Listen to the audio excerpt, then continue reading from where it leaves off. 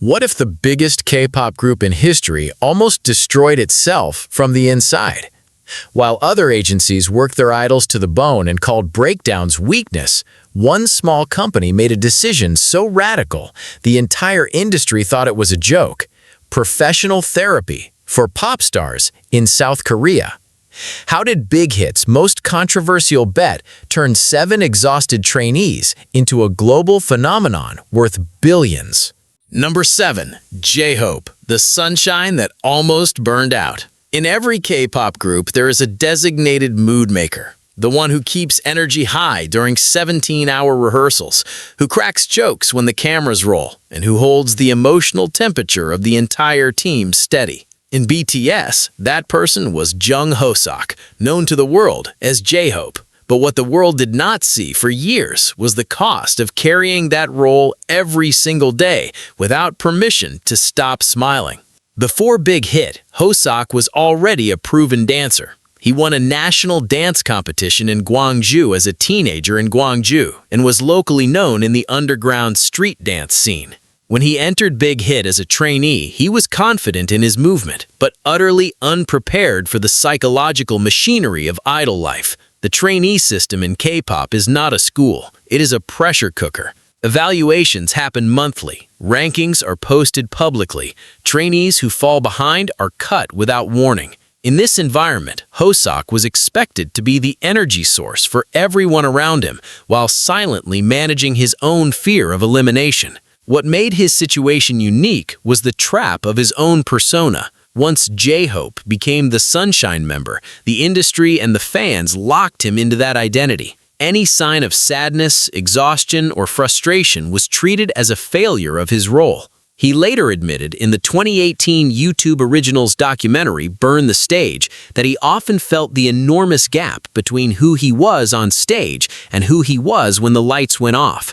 There were moments backstage captured on camera where Hoseok broke down in tears from sheer physical and emotional exhaustion after performances, only to wipe his face and walk back out with a grin minutes later. This is where Big Hit's approach made a critical difference.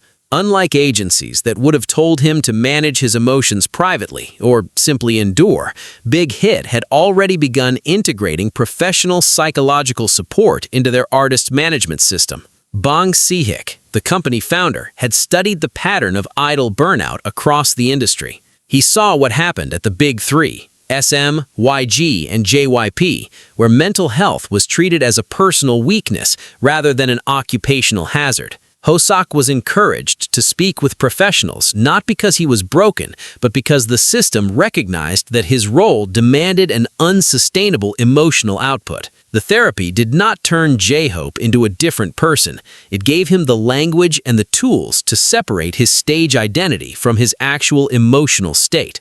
By the time BTS released Hope World, his solo mixtape in 2018, Hoseok was able to channel his internal contradictions into music that debuted at number 63 on the Billboard 200, the highest chart entry for a Korean solo artist at that time. He was no longer just performing happiness, he was choosing it on his own terms, with full awareness of the darkness that sat underneath.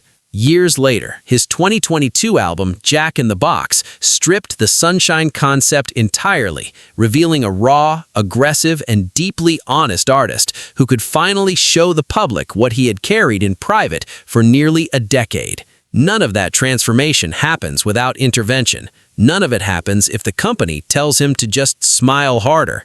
But J-Hope was not the only one trapped inside a persona that was slowly suffocating him, and the next member on this list carried a weight that almost no one in the group ever talked about publicly. Number 6. Jin, the member who was never supposed to sing. Kim Suk-jin did not audition for Big Hit Entertainment. He did not grow up dreaming of being an idol. He was a film student at Konkuk University studying acting when a Big Hit casting manager spotted him stepping off a bus near campus and approached him purely because of his appearance. That single moment on a sidewalk in Seoul changed his life forever, but it also placed him inside a world where he had zero foundation to survive. When Jin entered the trainee system, he had no vocal training. He had no dance training. He had never performed on a stage. Every other trainee in that building had spent years preparing for exactly this career. Namjoon was already a respected underground rapper. Hosek was a competition-winning dancer. Yoongi had been producing music since middle school. Jin could do none of these things. He was surrounded by people who had dedicated their adolescence to the craft he was now expected to master in months. The K-pop trainee evaluation system is ruthless by design. Trainees are ranked against each other in vocal ability, dance precision, stage presence, and visual appeal. Jin consistently placed at the bottom in every skill-based category except visuals. In an industry where being the visual member often means being dismissed as the least talented, Jin absorbed that narrative internally. He has spoken multiple times across interviews and in group content about the suffocating belief that he was the weakest member, that he was dragging the group down, and that the others would be better off without him. This was not casual self-deprecation for cameras. In the 2016 Wings album, Jin recorded the solo track Awake, and the lyrics laid his psychology bare.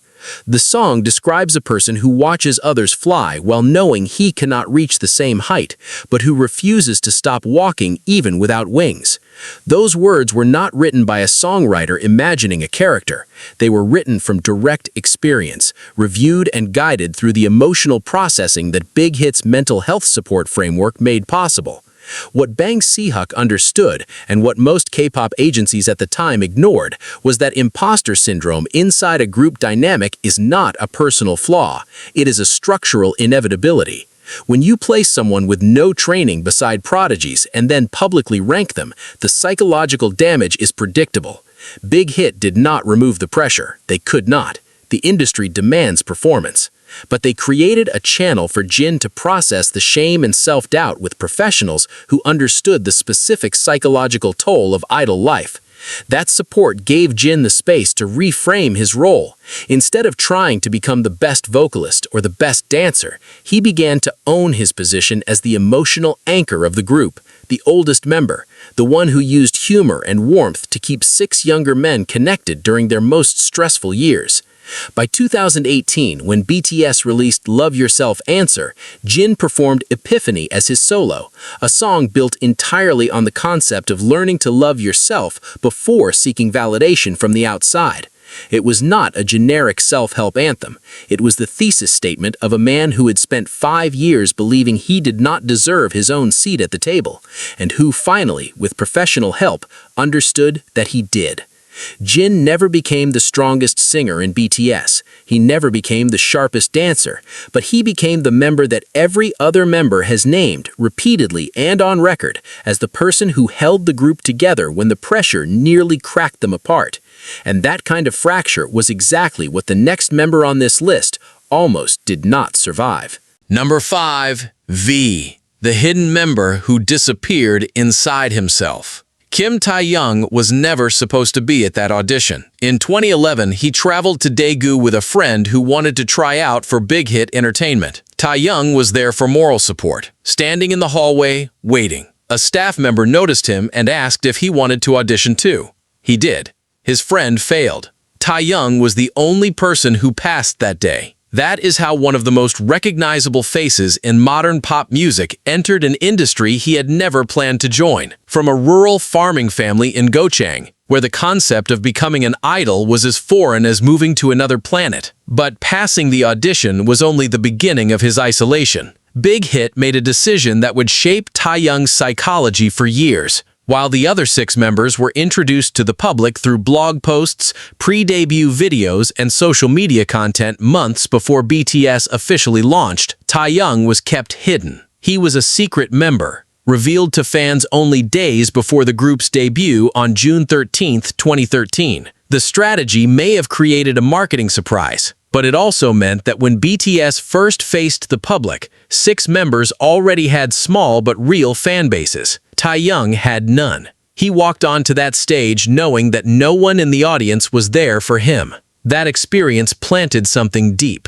Despite developing what fans and media called a 4-dimensional personality, eccentric, playful, unpredictable, Tae-young was quietly building walls around his actual emotional state. He has described in multiple interviews and group settings the persistent feeling of loneliness that followed him even as BTS grew into the biggest act on the planet. Millions of people screaming his name every night, and yet a consistent internal experience of being emotionally unreachable. This is not poetic exaggeration. It is a recognized psychological pattern. When someone enters a high-exposure environment without the gradual social scaffolding that others receive, the gap between public identity and private self can widen until the person no longer recognizes either version.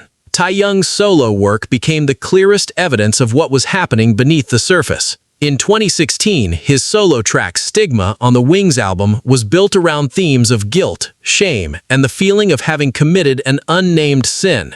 The vocal performance itself was strained with emotion that the production team reportedly considered too raw for a pop release. In 2020, Inner Child from Map of the Soul 7 took a different approach. The song was a direct conversation between Taehyung and his younger self, an attempt to tell the boy from Gochang that the confusion and pain he carried were not failures, but the natural cost of a life that changed too fast for any human mind to process cleanly. What BigHit's mental health infrastructure provided for Taehyung was not a cure, it was a bridge. Professional support gave him a space where the four-dimensional mask could come off entirely, where he did not need to perform eccentricity or depth for an audience, where he could simply sit with the disorientation of being one of the most watched humans on Earth while feeling fundamentally unseen.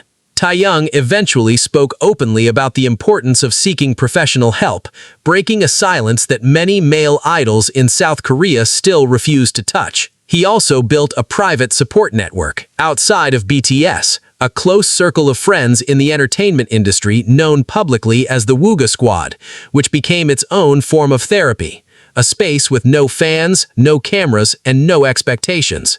But if Taehyung's struggle was about disappearing inside himself, the next member on this list faced the opposite problem. A leader forced to carry everyone else's weight while his own identity was collapsing under the pressure. Number 4. RM, the genius who lost himself inside his own name. Kim Namjoon was the reason BTS existed at all. Bang Si-hyuk discovered him as a teenage underground rapper in Ilsan performing under the name Runch Randa and was so impressed that he built the entire group concept around one kid who had not yet finished high school. Namjoon was the foundation.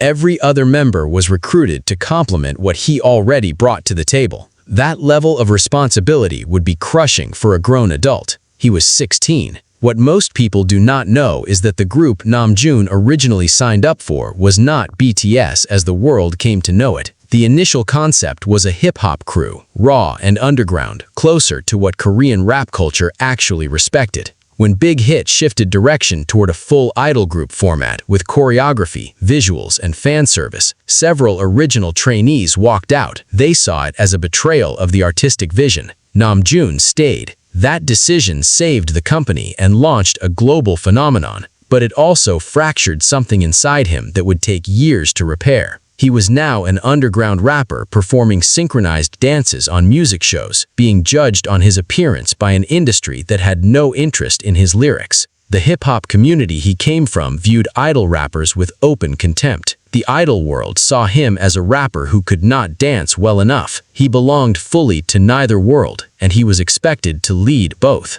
As BTS grew, so did the weight on Namjoon's shoulders. He became the group's sole English-language spokesman, the translator in every international interview, the one who fielded complex cultural questions while 6 other members waited silently beside him. He delivered a speech at the United Nations General Assembly in September 2018, standing at the same podium where heads of state addressed global crises, speaking about self-love to a room full of diplomats. He was 23. Behind that composure was a man in genuine psychological distress. His 2018 mixtape, Mono, was not a casual creative project. It was a document of isolation. Tracks like Tokyo and Forever Rain described a person moving through crowded cities while feeling fundamentally disconnected from every human around him. Soul, the title track, was a confession of ambivalence toward the city that made him famous and simultaneously hollowed him out. Music critics noted that Mono sounded less like a hip-hop release and more like a therapy session pressed onto wax.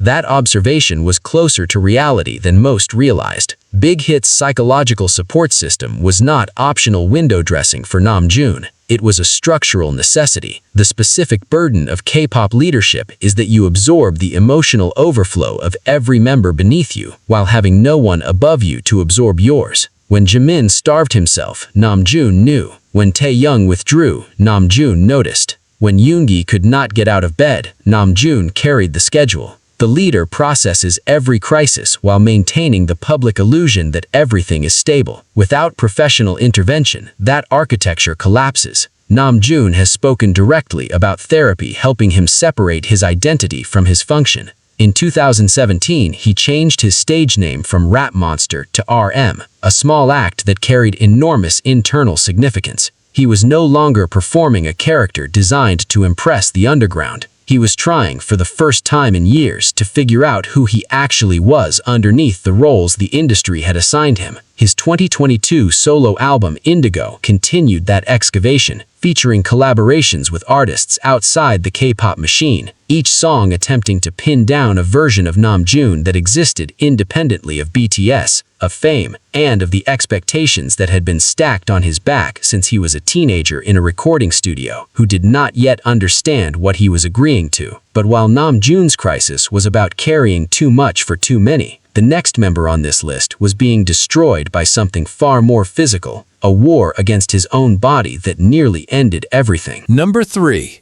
Jungkook, the boy who never got to be a boy. Jungkook was 13 years old when he stood in front of television cameras for Superstar K3, a Korean singing competition, and failed to advance past the early rounds. What happened next would have been impossible to predict. 7 entertainment companies sent him casting offers after that broadcast. 7 doors opened for a middle school student from Busan who had just been rejected on national television. He chose BigHit, the smallest and least secure company on the list, for one reason. He watched a rehearsal video of Kim Namjoon rapping and decided that was the person he wanted to follow. A 13-year-old boy made a career-defining decision based on instinct, packed a bag, left his family in Busan, and moved to Seoul to live in a dormitory with 6 older strangers. He debuted with BTS on June 13, 2013, at the age of 15. That fact alone is difficult to process when you consider what debut meant. It meant public scrutiny of his face, his body, his voice, and his every word from the moment he stepped on stage. It meant choreography rehearsals that ran past midnight. It meant diet monitoring, media training, and fan interactions that required emotional maturity he had not yet developed because he was a child. The other members were young too, but they had at least passed through the basic developmental stages of mid-adolescence before entering the system. Jungkook skipped that entirely. His adolescence did not happen in classrooms and schoolyards. It happened in front of cameras, on stage, and inside recording studios. Other members have described the early Jungkook as nearly silent. He barely spoke in group settings, not because he had nothing to say, but because he had been dropped into a social hierarchy where everyone was older, more experienced, and more confident. The Korean Hyung-Dongseng dynamic placed him permanently at the bottom of the age structure, meaning he was culturally expected to defer, listen, and follow. For a boy still forming his own identity, this meant that the person he became was almost entirely shaped by the environment BTS created, not by his own choices. The industry made this worse by labeling him the Golden Maknae, the youngest member who was seemingly good at everything: singing, dancing, drawing, athletics, video editing. The nickname was meant as praise, but it functioned as a cage. When you are 15 and the world tells you that your defining characteristic is being effortlessly talented, the psychological cost of struggling, failing, or simply being average at something becomes unbearable. Every imperfection feels like a betrayal of the identity the public built for you. His 2020 solo track, My Time, from Map of the Soul 7, was the first time Jungkook addressed this publicly through music. The lyrics describe watching the world outside move at a normal pace, while his own time bent and compressed. Adolescence skipped, milestones missed, the ordinary experiences of youth traded for something extraordinary that he never had the maturity to consent to when it began. Big Hit's psychological support was not just important for Jungkook, it was ethically necessary. The company had recruited a child, placed him in an adult professional environment, and asked him to perform at a level that would have strained a grown artist. Without structured mental health intervention, the predictable outcome was what the K-pop industry had already produced dozens of times before.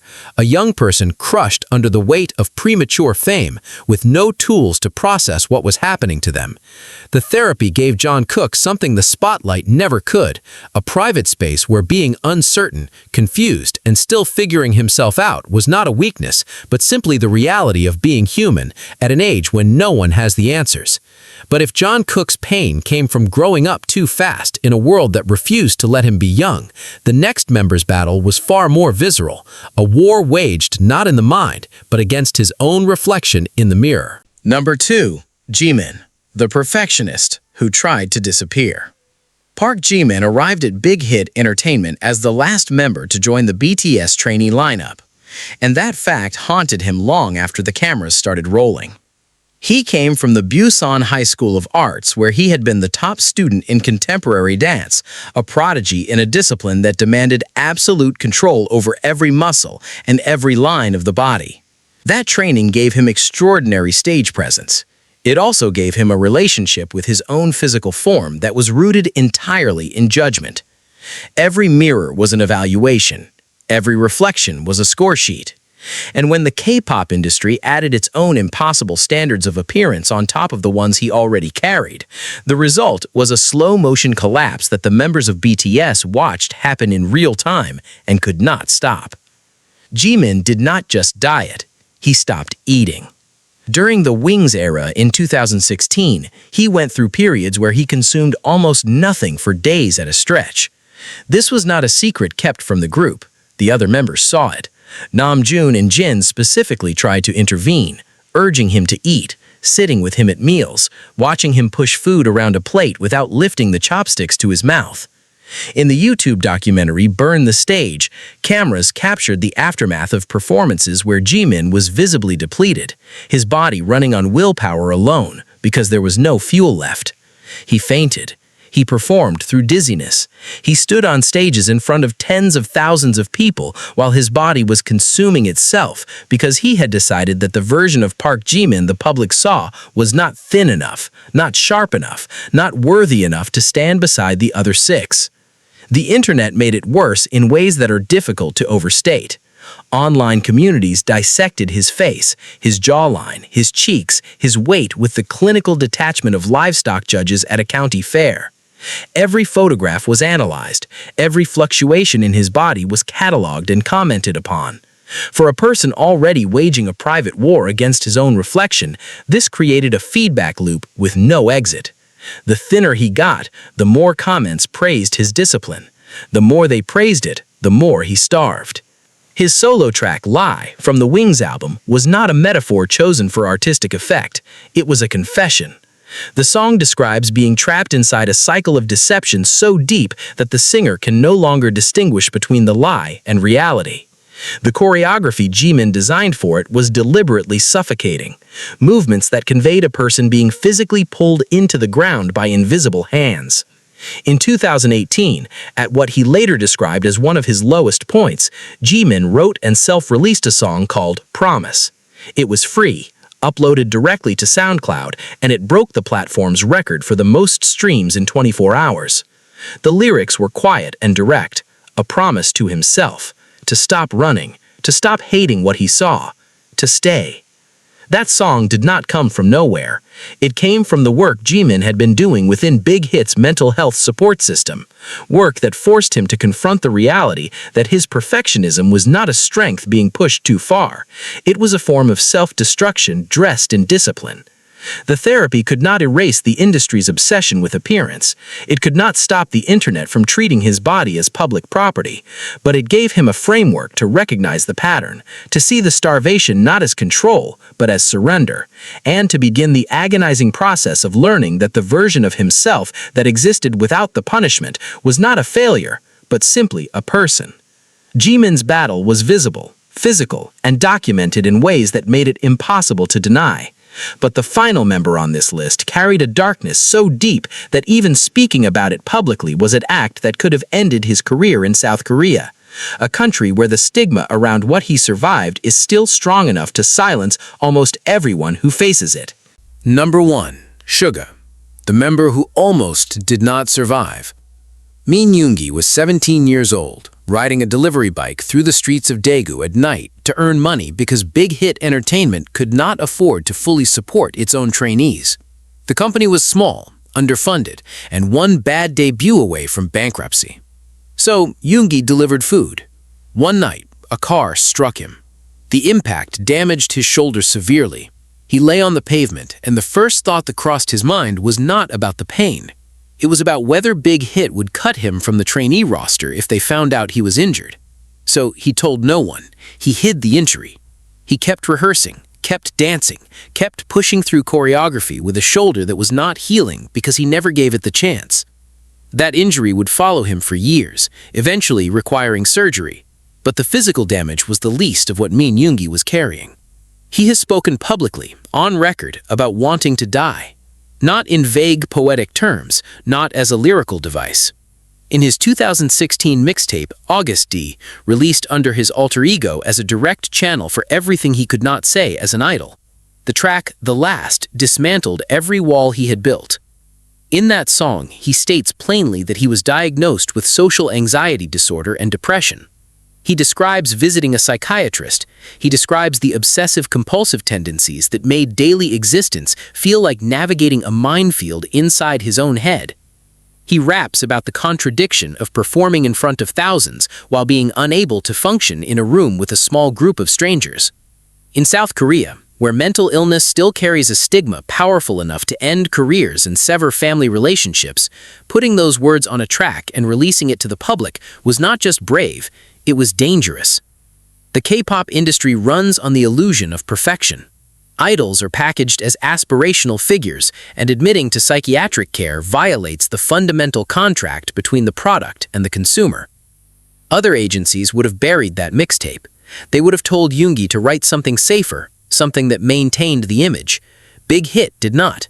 And that decision reveals the core of what made their approach to mental health fundamentally different from the rest of the industry.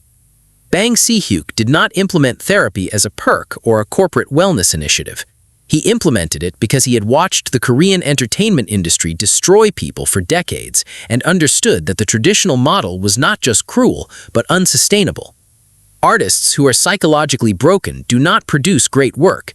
They produce diminishing returns until they collapse publicly, and the company absorbs the reputational damage. Big Hit's investment in mental health was strategic as much as it was compassionate, and Yoongi was the living proof of what that investment could save. The therapy did not make his depression disappear. He has never claimed that. What it did was give him the tools to survive the worst episodes without acting on the impulses that came with them. It gave him a professional framework to process the rage, the exhaustion, and the specific despair of being a person who genuinely did not want to be alive some mornings, but who still had to walk onto a stage and perform as though the world was worth celebrating. By 2020, his second mixtape, D2, showed a man who had not conquered his demons, but had learned to coexist with them. The music was still sharp, still angry in places, but there was a steadiness underneath it that had not existed 4 years earlier. When BTS sat together during their 2022 Festa dinner and spoke openly about their individual struggles, it was Yoongi's willingness to break the silence years earlier that had made that conversation possible. He did not save BTS by being the best rapper or the most prolific producer, though he was both. He saved them by being the first one willing to say out loud what the industry wanted to keep locked behind closed doors. And in doing so, he proved that Big Hit's most radical bet, treating its artists as human beings who deserved professional care, was not just the right thing to do, it was the reason any of this survived at all. 7 people. 7 different ways the industry tried to break them. One company that made a decision the rest of the business thought was weakness. Big Hit did not invent therapy. They did not discover some revolutionary method. They simply did what should have been obvious from the start. They treated their artists like human beings who could be damaged and who deserved repair. That is not a radical philosophy. It is basic decency. But in K-pop, basic decency was the revolution. The reason BTS became the biggest group on the planet was not just talent, not just timing, and not just marketing. It was survival.